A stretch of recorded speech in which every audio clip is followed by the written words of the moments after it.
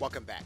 With a few slightly different settings, we can host a webinar inside of our Trello board and lead discussion in that board. We'd start by creating a list.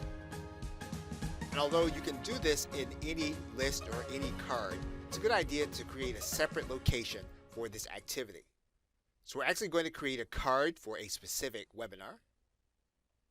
We are going to set a time for this webinar. We're then going to get the link for the card. And we can do that by going to the Share and More link and picking up this link where individuals will be able to come and view the webinar. And now we will go to YouTube Live in order to set up the webinar.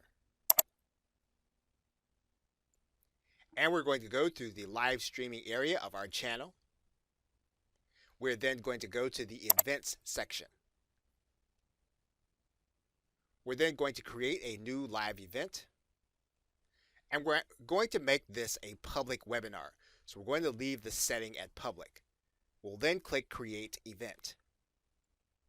We then want to right click and take the link and then head back to Trello. We'll then open up our webinar thread and then we're going to post our link in the comment section. And then we'll click Save. The webinar will afford us the ability to present live inside of Trello then.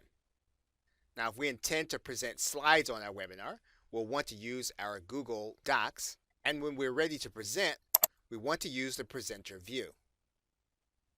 The presenter view will allow us to start our presentation, and it will give us a URL to give our attendees in order to ask their questions. And when they do that, this is actually what the attendees will see. When they write in a question and they click Submit, that question will show up to us, the presenter. And then we can show that question to the audience.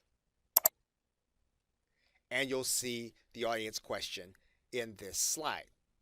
And when the webinar starts, we'll be broadcasting live into the screen where people are watching in Trello, which will be at this location. Okay, so with that, thanks, and I will see you in another video.